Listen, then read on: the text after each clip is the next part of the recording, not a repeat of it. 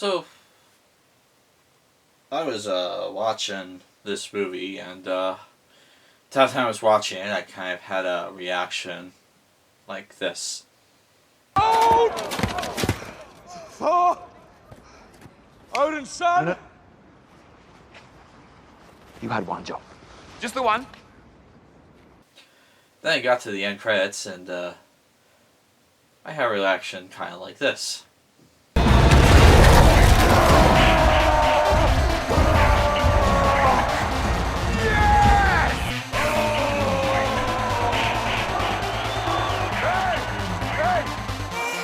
Each other. Friend from work. Where have you been?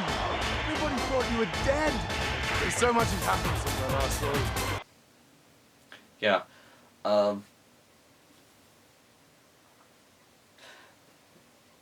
I don't know why Warner Bros. Doesn't just buy the original theme song and just have it with everything with Mortal Kombat. Because, I mean, let's be honest. Is it really Mortal Kombat if that theme song isn't playing? Be honest. I know they've made like 22 games, but like only a handful of them have the theme song, so in my mind those are the only real Mortal Kombat games. Yes, I understand I'm being ridiculous, but I mean, come on, let's be honest here. I mean, that is like having a James Bond movie without the James Bond theme song, okay? I mean, this theme song is synonymous with Mortal Kombat. And the fact that they only had a couple of the cues throughout the movie and a variation of it playing during the end credits, it's like, okay, I mean, it's in there, but you did the least amount of work possible. So, I guess I won't completely hate the movie because of that.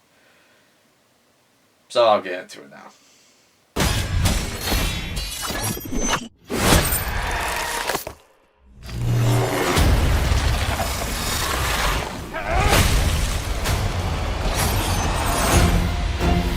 Get over here!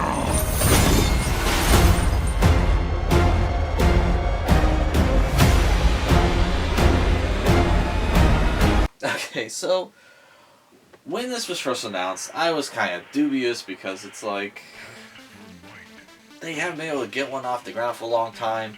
The best we got was that Mortal Kombat Legacy teaser/series we got on YouTube where they had the Michael J. White, Jerry Ryan kind of gritty approach on the Mortal Kombat mythos, and then they did 2 seasons on YouTube of a slightly less gritty version of that. And, I mean, that was fun, but the quality wasn't quite there.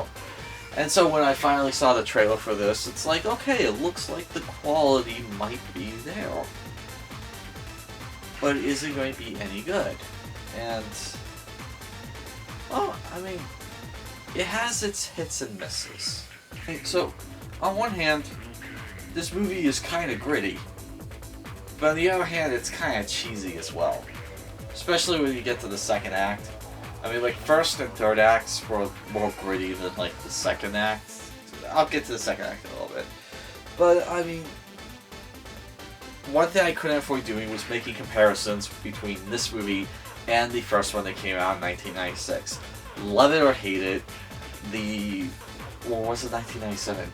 Anyway, the 1990s Mortal Kombat film was kind of a big deal. It introduced that epically awesome theme song, and it had its problems, but overall it's like, hey, until now, this is like the best video game movie we have, and we're probably gonna get. Let's be honest with ourselves, and yeah, it kind of was. I mean, I personally like Resident Evil, but I also see that people had problems with it, and I respect that people had problems with the entire Resident Evil series. But that being said, yes, I like the original Mortal Kombat film, and yes, I did watch it before this one, and yes, the older I get, the less I like it, because it has its fair share of problems. The choreography's not that great, the acting's really not that great, the CGI was old looking back in 2000, not the 2000s, the year 2000, the CGI bad. And so, I mean, I am going to be doing a lot of comparisons between that movie and this movie. But, admittedly, the acting in this film was better than the first one. There were a couple of people that did not deliver the lines well. Case in point, Kung Lao. I was not nuts about the lines he delivered. I was not nuts about the lines that Liu Kang delivered.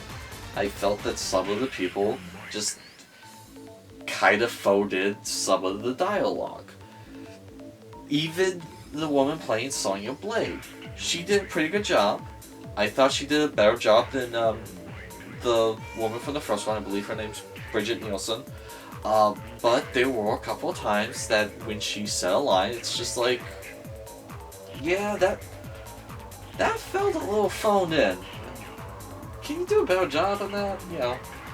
But, yeah, the acting overall was better though than the first film, so I want to give it that. But like, the second act when they get to the temple kind of loses me a little bit there, because it's just like, okay, we're here, and now you're gonna work out. It's like, what? Like, yeah, you're gonna work out.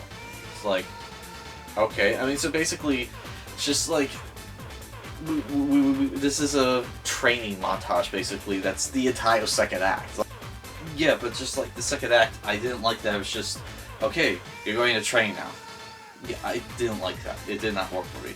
I mean, they do try and explain how, like, everyone has powers. They do, like, this, like, Kyra thing or whatnot. And that kind of works, but you don't need to spend so much time on it. It's just, like, you could have just said, yeah, so, now you have the mark, and it's closer to the tournament, you have it now. Like, oh, okay. But, no, it's like, oh, you have to learn how to use it, and it just didn't work for me. CGI, for the most part, is good, except for, again, Kung Lao. Yeah, like, okay, the CGI on Goro looked good, the CGI on Reptile looked good, but ultimately, like, a lot of the stuff Kung Lao was doing did not look good, especially, like, when he first showed up. Just, like, one of the crappiest teleporting sequences I've ever seen. And I will be fair, I'm not a huge fan of Kung Lao in terms of this game series. I always felt like that character was them scraping the bottom of the barrel in terms of fresh ideas for new characters. But talking about the characters, and I understand that Kung Lao has his fans, so I'm not saying that he is a terrible character, he's just not my personal cup of tea. But, that being said, the character roster was inconsistent. I mean, you had some heavyweights move to, like, secondary roles. You had some people from the franchise that, like, were only in one game. And it's like, who's that? Is that an original character? I look at it, I was like, oh, that was actually a character in one of the games. Okay. From, like, 1997 or something like that. It's like, okay, weird that you went with that one. But, like, I would have gone with different characters for this lineup. I mean, obviously, you need stuff like Raiden, you need Shang Tsung, you need Liu Kang, you know, stuff like that. But some of the, like, I did not think Cabal was like a first movie type character. But no, he's in the first movie. It's like, oh, okay. I mean, but like, they're just like inconsistent with like positions they're in. Like, Goro is supposed to be like this really big deal. Like, oh, he's like the boss. Or, not really, but like just when he comes in, it's like, yeah, he has armies and whatnot. And in this, he just felt like a henchman. You know, so. And then, like, the weirdest character is Cole Young, I believe that's his name. Main character, original creation for this film. Which felt weird because Mortal Kombat is a game series that I think at one time, I think like with the Mortal Kombat Armageddon game, they had over 60 characters you could play as. And that's before you got to the create your own custom character. Okay? So they had plenty of characters they could have drawn from, but instead it's like, nah, let's do an original character. You know, let's do like an Alice from Resident Evil. And that's like the whole thing I was getting was like, oh, so they're trying to do Resident Evil where Alice was an original character, and now they're trying to do Cole Young, and like it's just he's not terrible, but he's not really interesting at all. I mean, his backstory's not that interesting. His power wasn't that interesting. I mean, he did an okay job, but like, even his family, they don't do a good job explaining that at all. Because when I start watching the movie, they introduce him and his family. They're in like a locker room, and like he's getting ready for a fight, and I see her, him, and this little girl, and it's just like, okay, they, judging from the age, like, little girl, she's talking and she seems like his little sister. And the other woman, she's like, oh, I don't watch him fight anymore. It's like, okay, that sounds like a mother to me. And they don't explain any of this. It's just like, oh, okay, so that's cute. His little sister, he goes to the shows with him, and you know, she supports him, and that's nice. And then after the fight, they go to like a restaurant, and they're eating, and that's sweet. He's taking his little sister to a restaurant, and then the woman comes back, and she goes, oh, hi, Mom. And then he just is like, oh, that's sweet. They have a nice little happy family, mother and her 2 kids, and then he just stands up and Frenches her. I'm just like,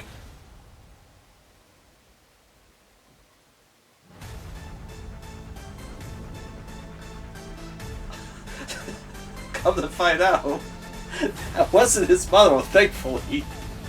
That was his wife, and she was his daughter. The little girl was his daughter. But you see, they never explain that at all. I mean, the entire time I'm just thinking, oh, that's really nice, you know, really nice, you know, mother and child, 2-kid dynamic. And it's just like, why are they kissing? Why are they kissing? So, that's my point. They don't explain anything. It's just like, shove all this in, like, yeah, he has family. Are we going to, like, establish, like, what the relationship is family? Not at all. It's like, is that his biological daughter, or is it an adoptive daughter that, like, he married into? It's like, we're not even going to hint at that. So it's like, okay. We'll just leave the audience confused as hell.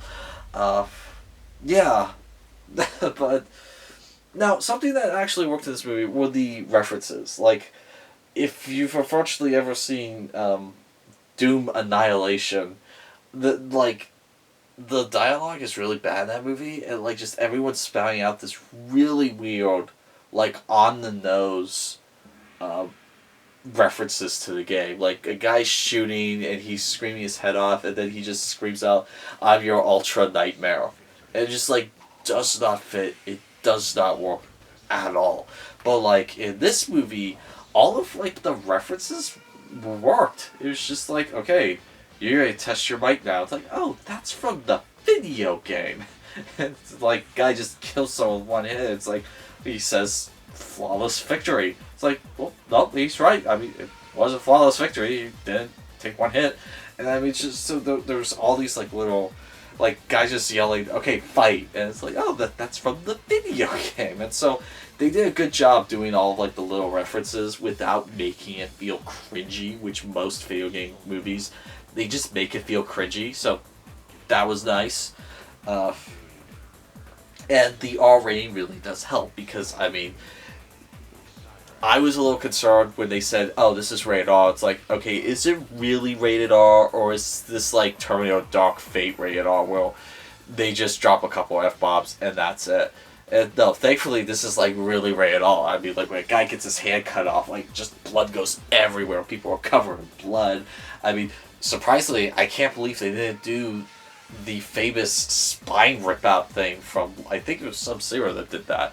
I mean, like, they did almost everything else but that. And it's like, just, no, that's gross. And I like it. You know. Now, to my surprise, best part of the movie, but also shows, like, the worst part of the movie. Best part of the movie for me was Kano. Everyone's been saying this, and that's a reason for it. Because Kano was the best part of this movie. The guy playing Kano was freaking priceless, okay? He was just absolutely priceless. Every single line of his had me dying. I was just laughing my ass off. I mean, it's like, this guy, I can talk to this guy. I mean, he just had a direct access to my funny bone, and he just never let up. I mean, even all the moments when, like, he was just being like the biggest asshole in the world, it's just like, still, in his worst moments, he was enjoyable to watch. And so, like, I really hope they bring it back for the sequel, because he was the best part of this movie. And so, if you want a good laugh, definitely watch this movie simply because of Kano. Kano just had me dying constantly. And unfortunately, this just showed the problem with this movie, because the entire time he was on the screen, I was rooting for him, this sleazy bad guy. I was rooting for him, because it's like, hey, I get this guy. I can talk to him. All the heroes, like, they aren't really well developed. Most of the bad guys aren't either. But, like, Kano, he really shined in this. The guy playing Kano. But, like, Cole, he didn't really shine. Liu Kang was a side character. Raiden was freaking useless. Probably the only hero characters that had any decent development that made me, like, emotionally attached to them was Sonya Blade and Jax.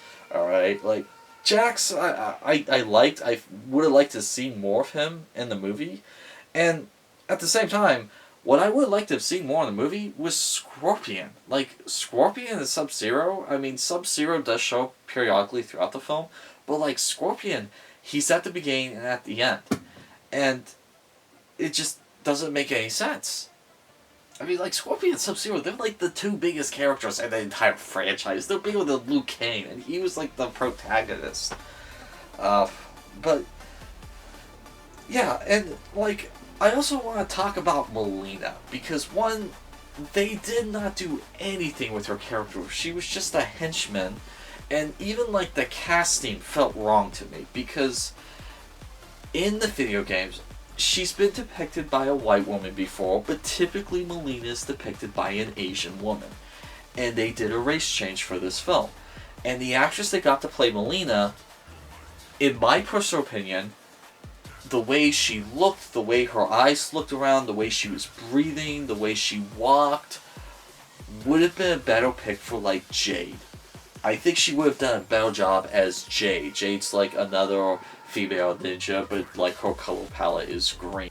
Melina's purple, Katana's blue. But, like, the fact that they changed the race on Melina made me go, okay, are you going to commit to this? And you're probably thinking, like, what do you mean commit to this? It's like, okay, what I mean by this is, in the lore of this game, Melina was the evil clone of Katana. Okay? So, quite frankly, if they've already done the movie, so she is Melina, okay? If they continue through and actually bring Katana to, like, the sequel, it needs to be that same actress, alright? Otherwise, you're just completely shitting all over the lore of the game. I mean, Melina is the evil clone of Katana, so they do look very identical, except for the, you know, toothy mouth that was in the game. But, I mean, like, eyes, body shape, hair, I mean, it's supposed to be identical. So, I mean, it's going to be really weird if they actually have an Asian actress play Katana, and then it was like Melina was this black actress. It's like, how does that cloning process work? I mean, they'll have to put in a line about, you know, splicing genes or whatever, but, like, no, since you already cast this woman as Melina, you need to commit and have her as Katana as well. Otherwise, the story kind of falls apart. So, you know, that's one of the reasons why I'm always, you know, for sticking to the source material as close as possible. But, yeah, did I have a fun time in Mortal Kombat? Yes, I did. I really did. I liked aspects of it better than the original, but, like, just case in point, Ramen Show was far more charismatic than the kid playing Liu Kang in this one, alright? And this guy was actually throwing fireballs, and Robin Show was just fighting. And he was more charismatic than this kid. So, kind of an issue there, guys. But, anyway. Overall, I did enjoy the movie. I would like to see a sequel. I hope the sequel isn't just something thrown together real quick and that sucks, like other movies. But, yeah, so my name's Christopher Connell. This has been 11th Hour Reviews. This has been my review of Mortal Kombat, and that is all.